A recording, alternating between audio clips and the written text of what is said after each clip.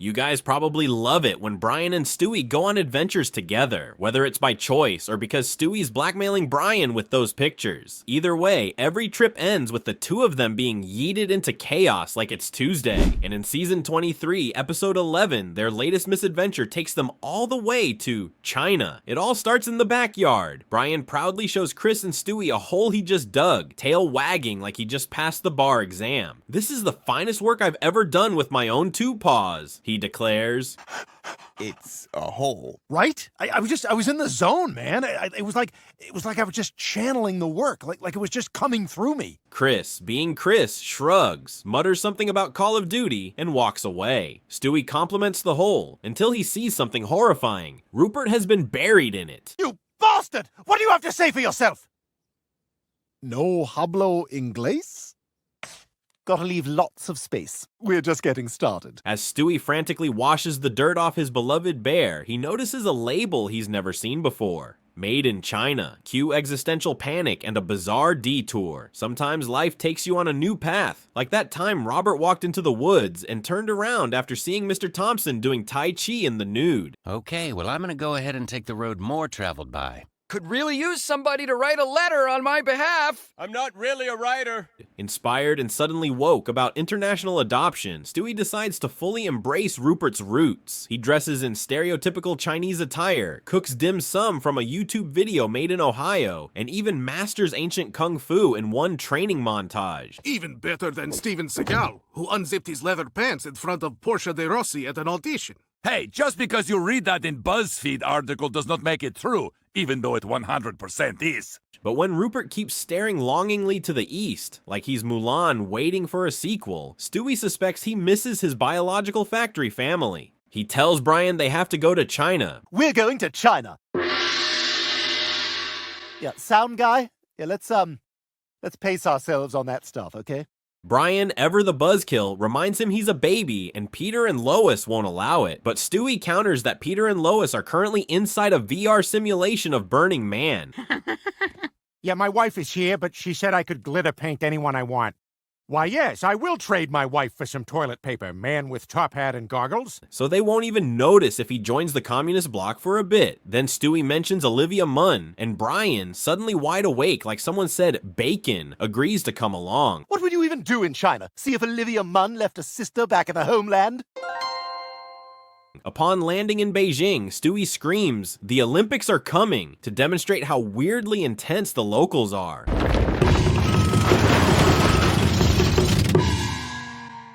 Right? Oh, freaking China, man. I mean, 800 workers just died, but still, tip your cap, you know? They eventually reach the toy Comer factory, and Stewie fulfills his mission to return Rupert to his origin point, comparing the moment to Jesus coming back from the dead, only to be confronted by a guy demanding a refund for a wobbly table. Do you have a receipt? No. I mean, well, you died, so I figured there was no point in hanging on to it. Yeah, you kind of want to always keep the receipt. Suddenly, Stewie spots a whole conveyor belt of Ruperts being born and becomes suspicious. What if the factory workers are Rupert's real parents? There is Mom and Dad, I'm certain. Look, she has Rupert's same non-smile, and he has Rupert's glassy dead eyes. He begs Brian to film the tearful reunion, narrating every second like he's David Attenborough with a disturbing amount of emotional investment. I'm going to disregard cultural norms and touch your body without your consent. Ignoring your discomfort. Ignoring your discomfort. Feel free to cry, makes for better video. Okay. Unfortunately, the guards catch them recording, assume they're spies, and threaten them with deportation or worse, bad Yelp reviews. Or on Tinder. Yeah, what do you expect? We're a country of 1 billion guys and 8 girls. China, whoops, maybe we threw away too many girls. Count it. Stewie later tries to convince 2 factory workers to give him their blessing to marry Rupert, but the dinner goes south fast when Stewie casually blurts out things like, "So what is China's ancient secret anyway?" and "down with authoritarian regimes." All caught on security cameras, obviously. You're under arrest. The charge is espionage against China. I didn't do espionage. And aggravated sodomy against a stuffed animal. I didn't do espionage. Cut to 20 years hard labor. They're sent to a solar panel work camp where they realize every solar panel in America is apparently made by political prisoners in China. He's adorable. He looks just like your rapist. I think he looks like both of us. He's a cutie. He's gonna be a little lady killer. Well, we'll see. I don't want to put any pressure on him. Brian refuses to comply, yelling, "I'm not a spy and I'm not building anything unless it has cup holders." So they're thrown into a different torture chamber, watching Tar and being forced to answer questions afterward. How do you think Tar chose her stick? Please explain in essay form. Well, at least this is the only movie we have to watch about a conductor. And after lunch, you'll be watching Maestro. You monster! Shaken by the trauma of interpretive cinema, they resolve to escape before Peter and Lois even realize they're gone. Because at this point, those two are probably trapped in virtual Dave and Buster's arguing over fake nachos. You do that while I go stare at women's butt cracks on the motorcycle games. Hi, I like how your drink is very blue. Hey, is it true that Dave shot Buster, then shot himself? While Stewie tries to scientifically calculate an escape route, Brian casually digs another hole. Because if there's one thing he's good at, it's running away and making holes. Escape in progress! Escape... Escape in progress! They escape to a nearby village literally called Chinese Stereotypes. While hiding behind a terracotta warrior, Brian accidentally knocks it over onto a gangster's bike. Hey! The hell, man? Should we settle up? I'll settle up. Which escalates into a high-speed chase involving both the Chinese military and a gang of biker monks.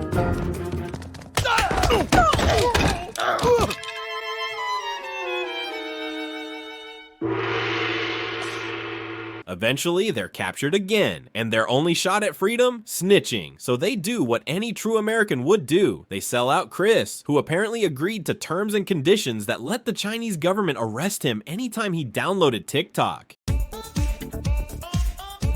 Does TikTok app really let China police kidnap you? Or probably not, but maybe. LOL? In the end, Stewie has an epiphany. Since both he and Rupert have extremely weird families, maybe they don't need parental blessings to get married after all. True love doesn't need factory approval. Their next insane adventure, Euro Trip Mayhem, Season 3, Episode 20. When Stewie gets brainwashed by a British TV show called Jolly Farm Review, think Downton Abbey if it were run by singing goats and emotionally unstable sheep. How can you stand watching this? It's Drek and you know it. Oh, don't have the guts to respond, huh? No intelligent defense of this unmitigated crap? Commercial! Oh, I'm gonna get some graham crackers. Crippled by existential dread over his bleak future in Quahog. And let's be honest, who isn't? Stewie writes a dramatic farewell letter, probably sealed with his own tears, and sets off solo to chase his dream of living on Jolly Farm forever. Yes, forever, like till the goats pay taxes. Dear stupid dog, I've gone to live with the children on Jolly Farm. Goodbye forever. Stewie. The PPS. You know what? It might be a little chilly in London. I'm actually going to take the sweater. Oh my god!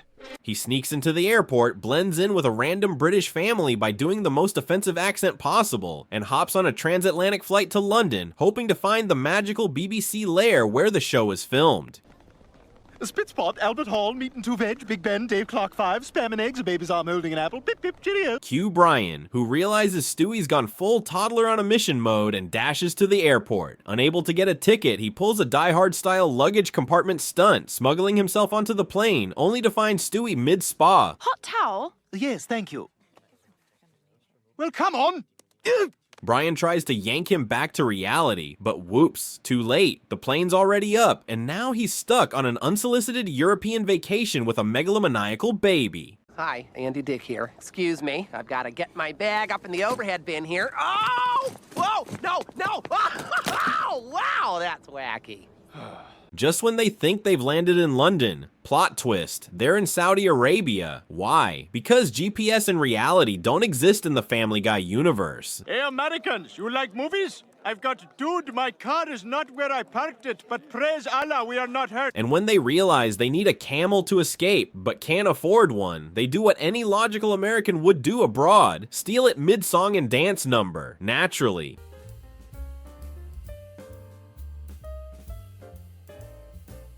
We're too different to ever be pals.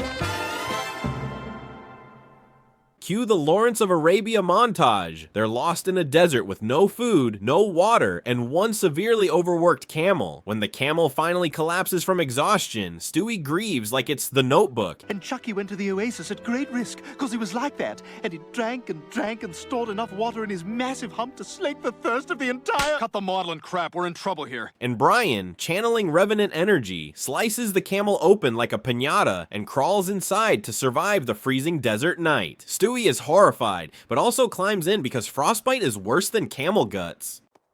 What are you doing? Wiping my feet. I don't want to track any sand inside. Once you get it in there, you can't get it out. Oh, oh God, I just threw up in his lung. Then, classic Family Guy timing, Brian looks out and spots a fully furnished Comfort Inn right next door with Wi-Fi and a breakfast buffet. Oh, there's a Comfort Inn. Really? Yeah, good luck for us, huh? You know, actually, once you feng shui the organs, it's kind of cozy. Still stranded, they randomly stumble upon a hot air balloon, because why not? Steal it and float their way straight to the Vatican, because if you're gonna crash into the Pope's front lawn. No more balloon for you. I am sick of you tooling around the village in that thing, honking at the girls, blasting your 1980s American rock music that we got here last week. But Father! Go to your palace! Things escalate when they accidentally insult the Pope. It was probably something about his hat, and he's so offended he asks God himself to smite them. Spoiler, God's on a smoke break. You make the Pope look like a fool. God will make you pay. Smite them!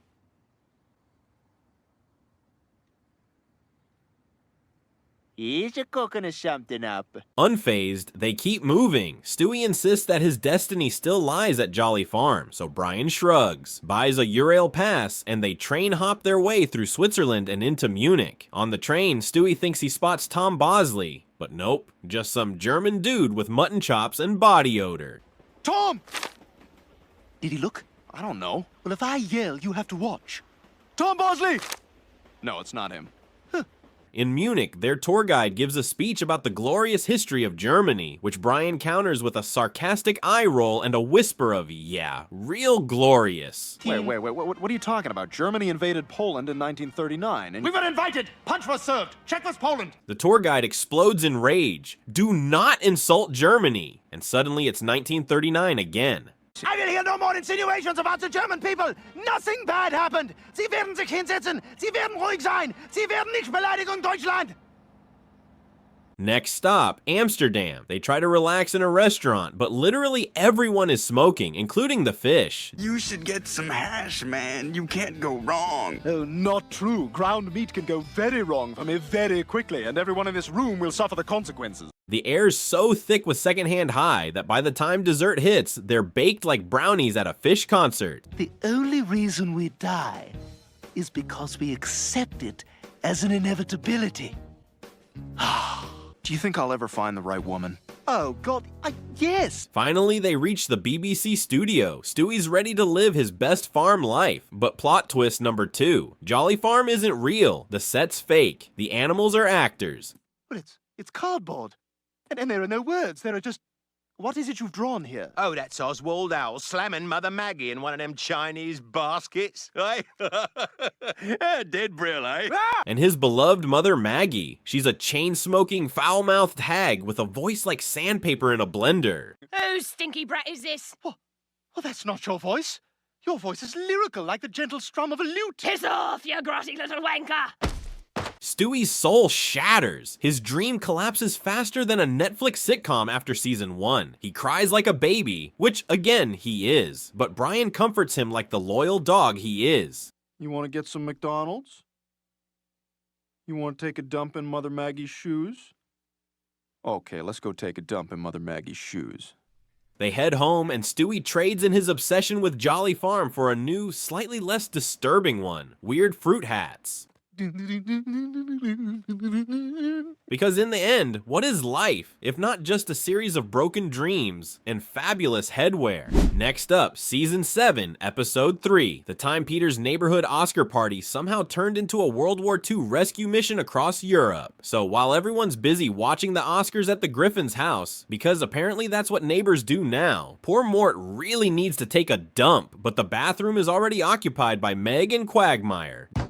I'll be out in a minute. I really need to go. She said she'll be out in a minute. Don't ask what they're doing, but odds are it involves at least 3 safe words and a rubber duck. Desperate and clenching like his life depends on it, Mort runs into Stewie's room and sits on what looks like a fancy futuristic porta potty. Spoiler, it's not. It's a time machine. Oh, thank God, a porta potty. A literal poop-powered time machine. And boom, he's accidentally teleported to the past. Stewie notices someone's messed with his time device, probably saw the brown smear on the console, and ropes Brian into a rescue mission. They trace Mort's panic poop trail all the way to Europe and land in Warsaw, Poland. Shazoo! Okay, we're somewhere in Europe. Aha! Look, Brian! This trail of used tissues should lead us right to Mort. Or to Quagmire.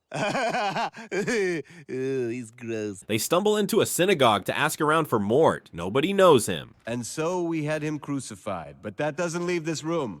Anyway, the point is, may Chaim and Sarah have many wonderful years together. Amen. But then, during a wedding ceremony, just as the rabbi says, "Now crush the glass," they hear Mort shout, "Careful, that's sharp." Bingo, found him? Turns out Mort likes the past. He's surrounded by relatives and enjoying the pre-apocalypse vibe. But it's gotta be heaven, Brian. Look, there's my frugal Aunt Ruth, my thrifty Uncle Isaac, my bargain hunting Aunt Flo, and my great Aunt Vera, who didn't like to spend a lot on anything. Stewie convinces Brian to stick around a little longer so he can try being lifted in a chair at a Jewish wedding, because apparently he wants to know what superior Jewish joy feels like, naturally.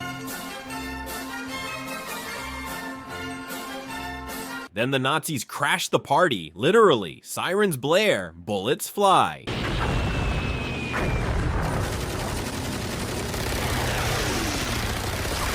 Stewie realizes it's September 1st, 1939, the day Germany invaded Poland. Yeah, that escalated fast. They try to warp home using the time disk, but surprise, it's broken. Yeah, and you know what's not gonna fix it? You're shouting. Oh God, should we ask somebody for help? Yeah, right. How many Polacks does it take to fix a time machine? Let's find out. So now their plan is, get Mort to safety in England because, well, the Nazis aren't exactly running a Jewish-friendly Airbnb. Oh, they're awful, those Nazis. If they catch me, they'll beat me unmerciful and rub dirt in my ass neck and all over my assy nipples. What? At the border, they disguise Mort as a priest, which works until a German officer asks him to say a prayer for a fallen soldier. Hello, we'd like to leave Poland now, and we'll be bringing our friend who is absolutely 100% not Jewish. Hey, how about that Jesus, huh? What a guy. Father, we are so glad you're here. Mort prays for money. Classic Mort. The soldier, not even fully dead, rises up just to call him a filthy Jew, which honestly is peak Family Guy absurdity. This collar comes right off. He's a filthy Jew. Oh boy, you should be glad your human resources person was not around to hear that. Run!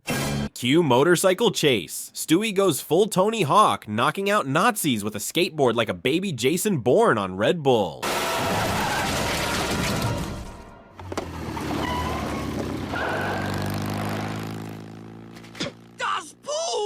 Mort still whines like he's on Yelp reviewing World War II. He even yells at Stewie, who finally snaps and tells him to shut his kosher mouth. It's all a bunch of goddamn shit. Okay, take it easy, man. No, fuck you, Stewie. I'm a Jew in Nazi-occupied Europe. Fuck you! Fuck the both of you! I didn't say anything. Oh, thanks, Brian. Then they hijack a German U-boat, as you do, and escape, until they're chased by a Nazi sub. We're being pursued by 2 objects. Looks like one's another U-boat. The other appears to be Terrence Trent D'Arby. But Stewie saves the day with a newspaper showing Hitler shaking hands with Mickey Mouse. It's so cursed that the Nazis panic dive their sub into oblivion. Can you hand me the radio? Thanks. Hi, this is car, what number are we? 55. Car 55. We're in a sub. They finally make it to London, which is being bombed daily, but still manages to feel safer than Mort's digestive system. Stewie's overjoyed to see clown god Winston Churchill, who somehow looks like he's voiced by Mike Wazowski with bronchitis. Winston, drunk again, I see. Yeah, well, you're a fat bitch. Wickedly funny. I guess history's just whittled it down to the gems. But, plot twist, the time machine's out of uranium. And the only place to get more? A secret Nazi nuclear test site. Because of course it is. Wait a minute, Germany's building weapons of mass destruction? Well, why doesn't America go in there and kick their asses? I don't know. Maybe because they don't have any oil? Oh. So they join the Royal Air Force. Yes, Stewie signs up despite being under 3 years old, dogfight their way to Berlin, and Stewie disguises himself as Hitler. Quick, get the parachutes! There are no parachutes. All I could find was this. A raft? We're not sinking! We're crashing! His performance is so good, even Hitler's mustache twitches in admiration. They get the uranium. Hey guys! Hitler! How's it going, Mr. Hitler? Oh, it's a dog-eat-dog Reich, and I'm wearing bacon pants. But then, plot twist 67, they run into actual Hitler, who's basically German Charlie Chaplin with rage issues and jazz hands.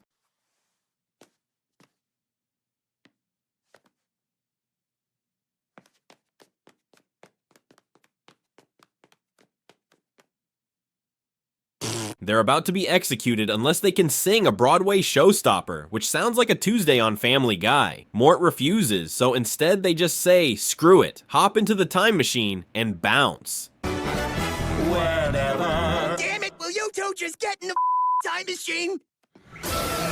Back home, Stewie makes sure none of this ever happens again by stopping Mort from entering his room in the first place. And how? He shoots him. Well, technically he resets time and just lets Mort poop his pants instead.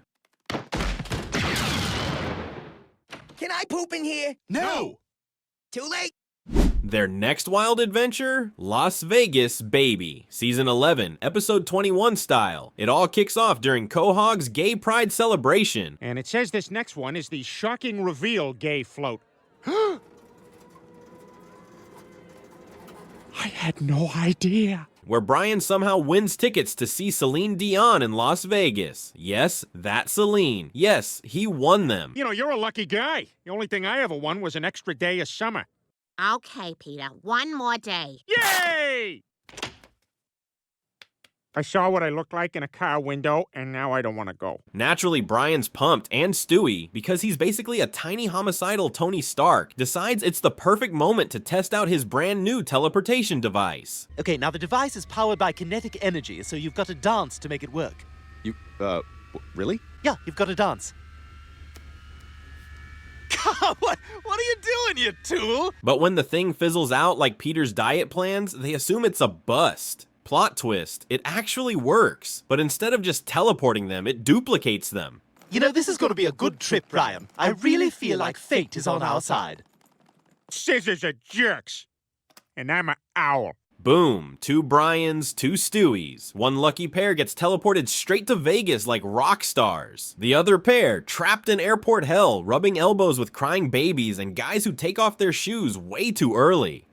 Don't look at us, you pig. Take your juicy sweatpants and your dirty pillow from home and your bucket of Coke and get the hell out of my sight. What was her problem? Vegas pair number 1 checks into a swanky hotel. Stewie's delighted and says the air's so clean because they sucked up all the cigarette smoke and blew it into the crappy motels down the street. Classy. Smell that, kids? It's been in a rich person's mouth. They get a free pen at check-in, which apparently counts as a legitimate sign of divine favor, so they hit up the slot machine. First pull, Brian hits the jackpot. Stewie's so ecstatic he says, "You haven't been this happy since you hosted the Oscars." Cutaway gag imminent. Good evening. I just want to say that I have the utmost respect for women everywhere, and also the Jews. Good night. Meanwhile, Vegas pair number 2 arrives, looking like they just lost a boxing match with TSA. Bad news, their room's already taken. Worse news, the whole hotel's booked solid, apparently by a swarm of squirrels in a rich guy costume. Yep, you read that right. So, you made your money in business? Where's your room, handsome? Brian tries to cheer up with a slot machine spin near the entrance. Spoiler alert, it's broken, just like their will to live. Ah, damn it, Vegas! Excuse me, where can I find some smoking Asians? Oh, everywhere? Okay. Pair number 1 is out living the dream. Fancy dinners, Cirque du Soleil, luxury suites. It's a dame you can be. Meanwhile, pair number 2 is chilling, Reed suffering, in a motel that smells like broken dreams and expired cheese. I lost it all, Brian. What? Well, I was on my way to get ice cream, and I passed a roulette table, and I put it all on 16 because of that Taylor Swift song, 16. They blow all their money trying to turn things around. Brian grumbles that he should have come with Peter, to which Stewie replies, "You'd be even worse off with that fat buffoon." Can confirm, true.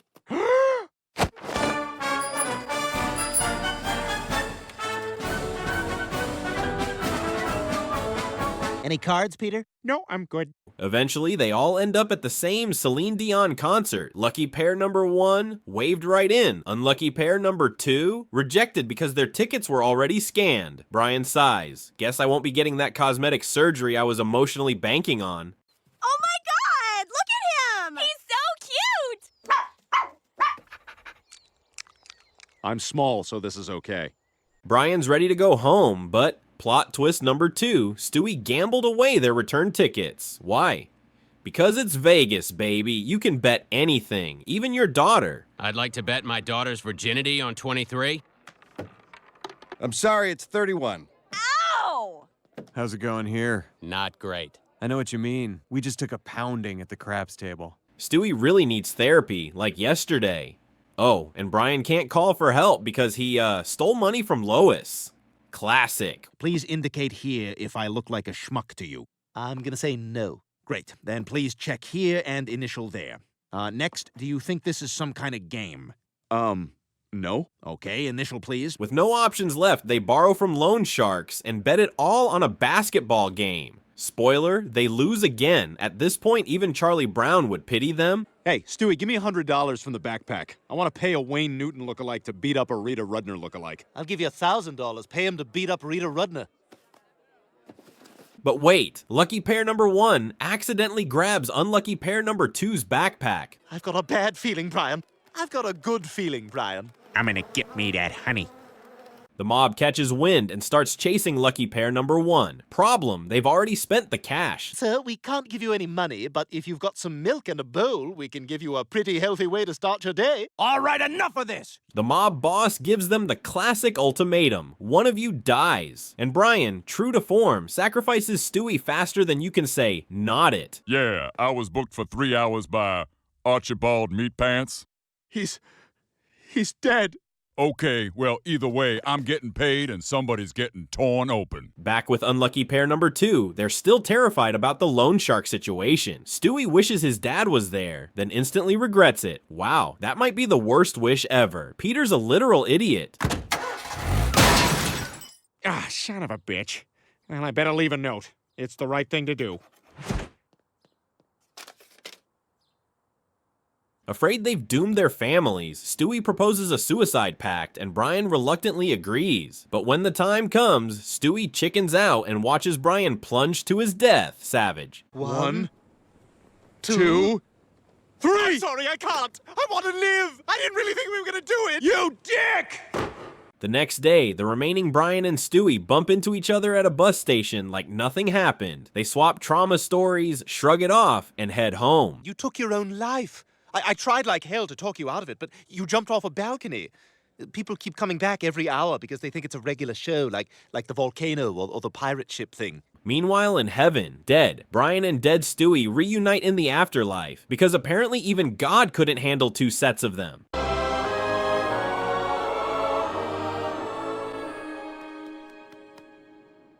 Hey. Their next bizarre romantic misadventure? India, Season 14, Episode 20. It all begins when Brian's laptop crashes mid-deep and emotionally tortured writing session. He calls tech support and ends up talking to Padma, a charming Indian woman with a sense of humor sharper than Stewie's tongue. Well, one problem I have is that I have too much money. Then why don't you just buy a new computer? What? Oh, I am just bursting your balls. Oh, well, you're a feisty one. She asks if he's a famous writer, and Brian, channeling every narcissist on Twitter, says he could be, but he avoids fame because he doesn't want the same problems Shakespeare had. Like what? Quill maintenance? What does that even mean? I know. It means I use this collar as a bib for when I service guys. Thank ye. Thank ye. So, how'd you like the collar? 'Tis not for me. After days of constant phone flirting, Brian falls head over paws for Padma. He claims he's never felt this connected to anyone before, which Stewie immediately compares to Jeb Bush and his former housemaid/wife. Ouch. Honey, do you think I'll ever be president? No, no, no. Stewie! What? It's just a joke. Yeah, but come on. Look it up, man. Google it. I know what she looks like. Brian becomes obsessed, calling Padma day and night like a dog with separation anxiety. Oh, you're in here? Yeah, I'm on the phone. Is Chris down in the laundry room? Yeah, I think so. Okay, looks like this is gonna be a stander-upper in the garage. Uh-oh, 6%. Better hustle. Eventually, he decides to fly to India to meet her in person, and Stewie, ever the Chaos Goblin, is thrilled to tag along. Oh my god, I'm going with you. My yoga class will be so jealous. Hey everyone, the guy I told you about, Brian, he's taking me to India. Oh my god! They land in India full of hope and enthusiasm. Stewie declares it a dreamy wonderland, not only for reality to hit him like a Bollywood slap scene. Dust, cows, traffic, and the kind of humidity that makes your soul sweat. Oh. This is wonderful, isn't it, Brian? It's so tranquil, I'm tearing up. Come on, I think I see a cab with less than 9 people in it. Brian insists they head straight to Bangalore to meet Padma. Meanwhile, Stewie is in cultural shock, watching local kids play cowboys, Indians, and Indians. Confused? So was the cameraman. Oh, look over there. Those cute little kids are playing cowboys and Indians and Indians. I'm gonna shoot you with my 6-gun. I'm gonna shoot you with my bow and arrow. I'm just going to stand here wearing a shirt that appears to be a jacket. They board a train that's packed tighter than Peter in skinny jeans. Brian gets hangry and says he wishes he had a juicy steak, instantly offending everyone around him because, you know, cows are sacred in India. How dare you? To us, cows are sacred. That's right. You are disrespecting our entire culture. And why did Wes Anderson come here to make his worst movie? Luckily, Stewie hits the emergency shut up button just in time to avoid a holy beatdown. Quick, hit the red buttons! Wow, that came in handy. Yeah. Now let's get see out what of their here. wieners look like. Yeah, no, let's get out of here. Eventually, they arrive at Padma's workplace, but it's so crowded that Brian literally has to shout for her to stand up, like a golden retriever at a corporate mixer. Oh boy. Are you Padma? No, I am Ranita. There is a python in my cube. When they finally meet, Brian is smitten. Padma, shockingly unfazed that she's dating a talking dog. They hug it out while Stewie notes they make a cute couple. But so did Gwyneth Paltrow and Chris Martin. I do. And do you take this man to be a watered-down Bono until death do you part? I do. I now pronounce you pretentious and terrible. You may name your daughter after a fruit. And look how that turned out. Padma gives them the tour of her hometown and invites them to a family party. All is well until Brian learns she's engaged. Padma, my beloved daughter. Dheeraj, my future son-in-law. Please come and meet one another. Well, that's a Punjab to the figs. Where's the bar? Plot twist. But right there, in front of her extended family and a buffet of questionable curry, Padma cancels the wedding to be with Brian. Romance. His name is Brian Griffin, and my heart belongs to him. Quick, everyone's looking at the dog. Go, go, go. Except drama alert, her dad is furious because he already paid for the wedding. Brian, running on love and delusion, offers to pay him back, despite his entire net worth being a $1.62 Starbucks gift card. He's holding on to an Applebee's gift card with $1.62 on it. I do not know Applebee's. Is it like our Colonel Chutneys? Does Colonel Chutneys make you sick? Not every time. Then no, it's very different. Broke and desperate, Stewie suggests a genius money-making scheme. Tapeworm removal, 600 rupees a pop. Brian is disgusted, like physically ill. Hey, how are you guys? Oh, you're a lady. And you sound American. How long have you been in there? I originally just came for my junior year, but I fell in love with the place. So naturally, his next bright idea is to win a game show. What brings you to India, Brian? I'll tell you what brought me. true love. He's breaking up a marriage. Cue montage of Brian bombing every question because he knows absolutely nothing about India, including that it's not in South America. He loses hard. I'm sorry. That is incorrect. Thank you for playing. We'll be right back after this message from the Indian Census Bureau. Too many people! Stop with the people! Crushed, he apologizes to Padma. But plot twist number 2. Her dad already gave her younger sister to Padma's ex-fiancé, and Brian's game show fail actually convinced Padma to dump the guy for good. A peck on the cheek? Was that worth an $8,000 coach ticket? You know what? It's about the journey, not the destination. No, it's not. This sucked and you failed. Moral of the story, sometimes being dumb is a strategy.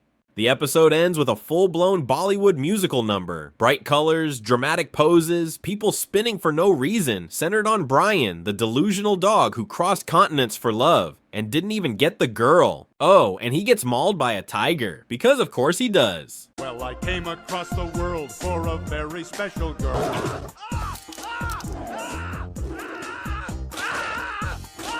Eyes forward, finish the number. Renita, finish the number! Ah!